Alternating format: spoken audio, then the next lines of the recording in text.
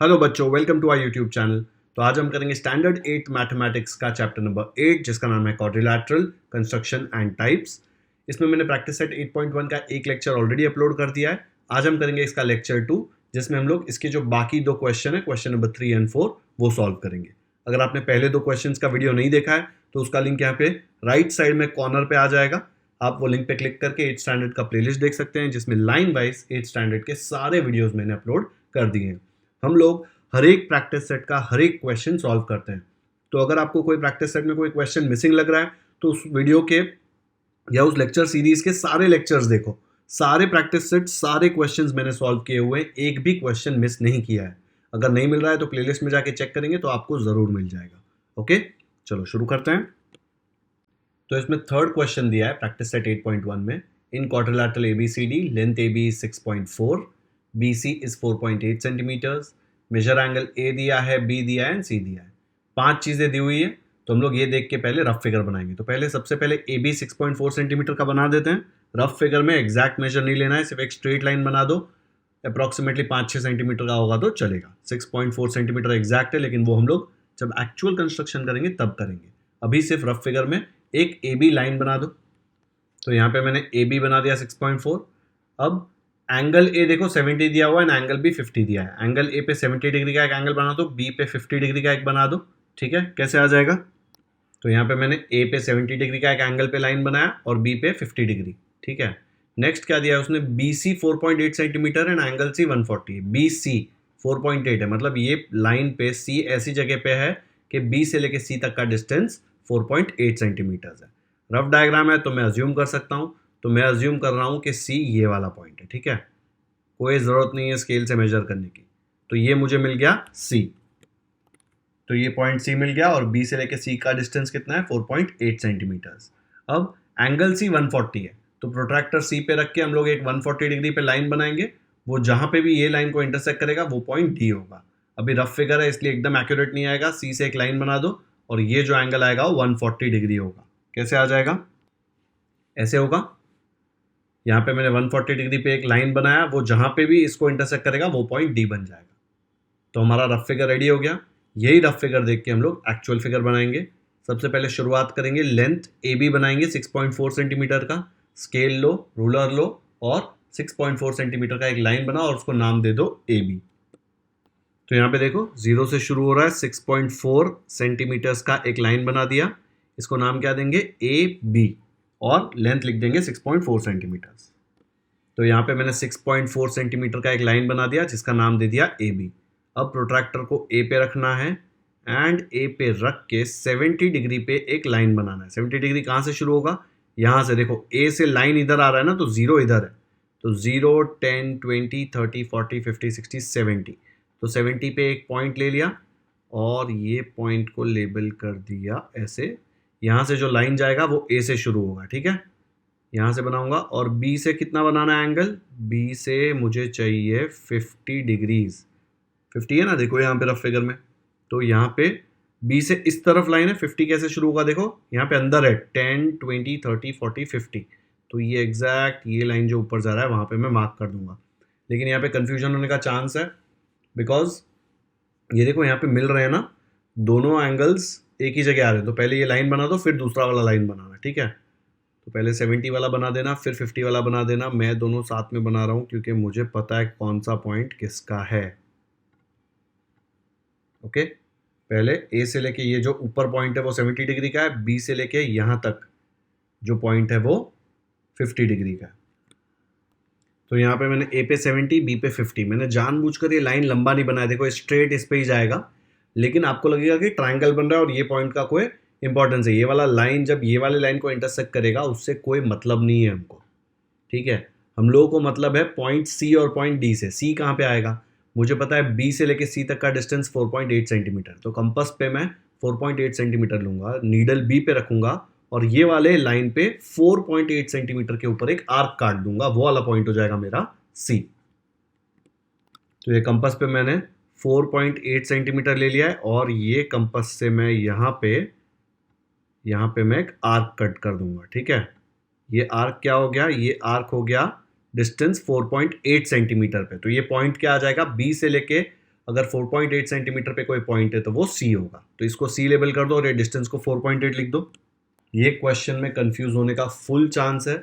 आपने अगर ये लाइन यहाँ पे ज्वाइन कर दिया ना तो आपको बहुत कंफ्यूजन होने वाला है, क्योंकि आपको लगेगा ये जो पॉइंट है जहाँ पे वो इंटरसेक्ट कर रहे हैं वो सी है, लेकिन जैसे ही आप बी से लेके वो पॉइंट का डिस्टेंस चेक करेंगे आपको दिखेगा कि 4.8 नहीं आ रहा, लेकिन क्वेश्चन में तो दिया है बी और सी 4.8 सेंटीमीटर की दूरी पे होने चाहिए एक दूसरे से, ठीक है। तो उसको ज्वाइन मत कर देना, ये दोनों लाइन एक दूसरे को इंटरसेक्ट करते हैं, उससे हमको कोई फर्क नहीं पड़ता। यहाँ पे रफ फिगर में देखो, ये एडी में दूर लेके जाऊंगा और ये बीसी भी दूर लेके जाऊंगा, तो आगे जाके कहीं पे तो मिलेंगे ना ये लोग, लेकिन उससे क्या फर्क पड़ता है, वो मिलेंगे, उससे कोई पॉइंट नहीं बन रहा क्वाड्रिलैटरल का, ठीक है। अब नेक्स्ट इन्फॉर्मेशन क्या दिया है कि एंगल सी 140 डिग्री है, तो ये प्रोट्रैक्टर को सी पे रखना है आपको, ठीक है, उसका पॉइंट आपको सी पे रखना है एंड आपको 140 डिग्री पे एक एंगल बनाना है। कैसे आएगा, तो सी का एंगल यहां से शुरू होगा इधर से, तो 0 यहां पे आएगा, देखो ये वाला जो अंदर वाला नंबर्स है ना वो 10 20 30 140 इधर आ रहा है, दिख रहा है, तो ये 140 40 इधर यहाँ पे ये पॉइंट आएगा, तो पॉइंट को लेबल कर दो, ठीक है। थोड़ा अलग हो गया है, उसको सही से लेबल करो 140 पे। अब 140 पे सही लेबल हो गया है। अब प्रोट्रैक्टर हटाओ और सी से लाइन शुरू होता हुआ ये पॉइंट से पास होता हुआ एक लाइन बनाना है। तो सी से लाइन शुरू किया और ये वाले पॉइंट यहाँ पे जो बना था उससे पास करवाया, तो ये एंगल 140 मिल गया। और ये जो पॉइंट है ना जहां पे ये वाला लाइन और ये वाला लाइन इंटरसेक्ट कर रहे हैं वो हो जाएगा अपना डी, ठीक है। तो इसको डी लेबल कर दो और यहाँ पे 140 लिख दो, तो ये मिल गया आपको quadrilateral A B C D, दिख रहा है। ये जो पॉइंट है ना यहाँ पे इसको पास करवाते तो यहाँ पे इंटरसेक्ट करता, लेकिन वो पॉइंट का कोई मतलब नहीं है, ठीक है। ये दिख रहा है चार साइड का ए बी सी सी डी और ए डी, 5 चीजें दी हुई थी, वो 5 चीजों से हमने बना लिया, ये 5 इंफॉर्मेशन थी, वो इंफॉर्मेशन से हमने क्वाड्रिलैटरल बना लिया। दिख रहा है रफ डायग्राम में कितना अलग है और एक्चुअल डायग्राम कितना अलग है, क्योंकि जब हमने रफ डायग्राम बनाया वो तो हमने बिना कुछ मेजरमेंट लेके बनाया था ना, ये एंगल थोड़ी ना 50 है एग्जैक्ट, ये 70 थोड़ी ना, ये 140 थोड़ी ना, ये तो ऐसे ही बनाया। रफ फिगर सिर्फ आपके रेफरेंस के लिए कि कौन सा स्टेप कब आएगा, ये एक्चुअल कंस्ट्रक्शन उससे काफी अलग दिख सकता है, ऐसा मत सोचो कि ये गलत है, बिल्कुल गलत नहीं है, ये सिर्फ एक्चुअल कंस्ट्रक्शन है जो उससे अलग ही दिखता है। लक होगा तो हो सकता है दोनों सेम दिखे। कितने लोग क्या करते हैं पता है, ये फिगर बनाते हैं फिर पूरा रफ फिगर इरेज करेंगे और एग्जैक्टली ऐसा ही रफ फिगर बनाएंगे, पागल हो क्या, उसका नाम ही रफ फिगर है, वो एग्जैक्ट होने की जरूरत नहीं, क्यों टाइम वेस्ट करना है ये इरेज करके ऐसा बनाने की, ठीक है। तो मत बनाना, ये रफ फिगर ऐसा ही रखो, ये एक्चुअल फिगर रखो, आपको फुल मार्क्स मिलेंगे अगर आपने सही तरीके से बनाया है ये एक्चुअल फिगर। वीडियो पॉज करो और खुद के नोटबुक में ये पूरा कंस्ट्रक्शन क्वेश्चन नंबर 3 का प्रैक्टिस करो, ताकि आपका एकदम थरो हो जाए और ऐसा क्वेश्चन आए तो आपको फुल मार्क्स मिले। ओके, आ गया समझ में। अब करते हैं फोर्थ क्वेश्चन। फोर्थ क्वेश्चन में दिया है construct a quadrilateral LMNO such that LM equal to LO equal to 6। तो ये दो चीजें हैं, ठीक है, दो सेगमेंट्स का लेंथ 6 सेंटीमीटर दिया हुआ है और दो सेगमेंट्स का लेंथ 4.5 सेंटीमीटर दिया, मतलब आपके पास 4 डेटा यहाँ पे है और पांचवा OM इक्वल टू 7.5। तो 5 चीजें दी हुई है, आप क्वाड्रिलैटरल बना सकते हैं। तो LM का लेंथ 6 सेंटीमीटर है, ये हम लोग सबसे पहले बना देंगे, तो कैसे आ जाएगा, तो यहाँ पे मैंने O ले लिया, O कैसे आया देखो, L से लेके O तक का डिस्टेंस 6 सेंटीमीटर दिया हुआ है यहाँ पे, एंड M से लेके O तक का डिस्टेंस 7.5 सेंटीमीटर दिया है। OM देखो, OM 7.5, ओके। अब इसके बाद हम लोगों को ON दिया हुआ है, देखो ON कितना है 4.5, मतलब O से यहाँ कहीं पे N आएगा जिससे हमको पता चलेगा ON 4.5 है, एंड M से लेके N तक का दूरी कितना है, M से लेके N तक भी 4.5 है। तो हम लोग क्या करेंगे, 4.5 लेंगे कंपास पे, O से भी 4.5 कट करेंगे, M से भी 4.5 कट करेंगे, जहां पे भी वो मिलेंगे वो वाला पॉइंट अपना N हो जाएगा। तो यहाँ पे कहीं पे N ले लो, रफ फिगर में तो ऐसे ही ले सकते हो ना, 4.5 हो जाएगा वो। तो मुझे ये वाला पॉइंट मिल गया। अब ये जो पॉइंट है जहां पे ये 4.5 और ये 4.5 का लाइन इंटरसेक्ट कर रहा है, ये पॉइंट कौन सा होगा, N, LMNO, क्योंकि देखो M से लेके N तक 4.5 है, दिख रहा है NM 4.5, एंड O से लेके N यहां दिया हुआ है, देखो O से लेके N भी 4.5 है, तो ये वाला पॉइंट को लेबल कर दो N। तो ये हो गया हमारा रफ फिगर, बहुत ही इजी क्वेश्चन है। अब इसका एक्चुअल कंस्ट्रक्शन करेंगे तो सबसे पहले क्या बनाएंगे, LM जिसका लेंथ होगा 6 सेंटीमीटर। तो स्केल ले लो, स्केल एंड पेंसिल, पेंसिल एकदम शार्प होना चाहिए और 6 सेंटीमीटर का एक लाइन बना दो और नाम दे दो LM। तो यहाँ पे स्केल और पेंसिल से मैंने देखो यहाँ पे ग्रीन कलर का 6 सेंटीमीटर का एक लाइन बना दिया। ठीक है, ये वाला पॉइंट L होगा, ये M होगा और बीच में हम लिख देंगे 6 सेंटीमीटर। उसको लेबल करेंगे ना। बना लिया आपने भी? साथ में ही सॉल्व करो, मैं जैसे कर रहा हूँ वैसे ही साथ साथ में सॉल्व करो ताकि कंफ्यूजन ही ना हो बाद में। अब यहाँ पे कंपास ले लिया, कंपास पे कितना लेंगे?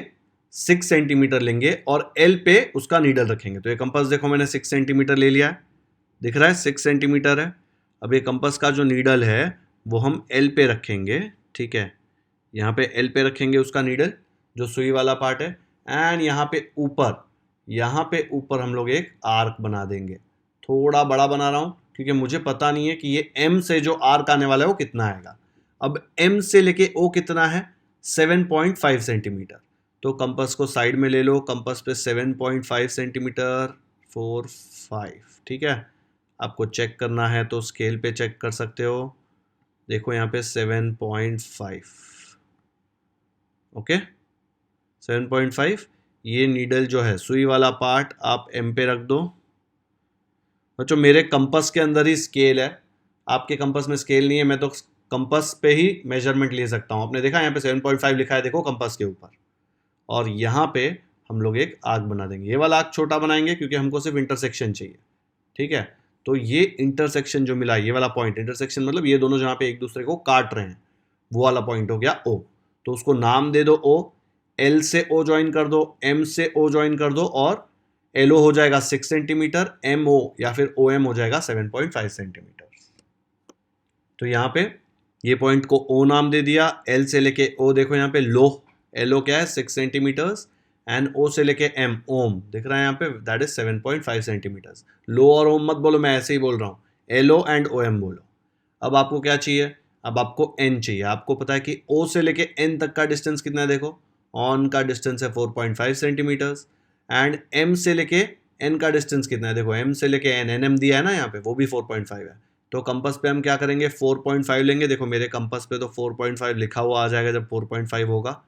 ये हो गया 4.5। ठीक है, मैं स्केल पे रख के सिर्फ आपके लिए दिखा रहा हूँ, मुझे लेने की ज़रूरत नहीं है, लेकिन आपको स्केल पे ही लेना पड़ेगा। देखो यहाँ पे 4.5 होगा ये। ओके, तो इसको मैंने O पे रख दिया यहाँ पे, और O पे रख के यहाँ पे एक आर्क बना दिया। ये भी थोड़ा बड़ा बनाया क्योंकि मुझे पता नहीं है कि ये कहाँ आने वाला है। फिर नीडल को मैंने रखा M पे और यहाँ पे ये वाली आर्क को काट दिया।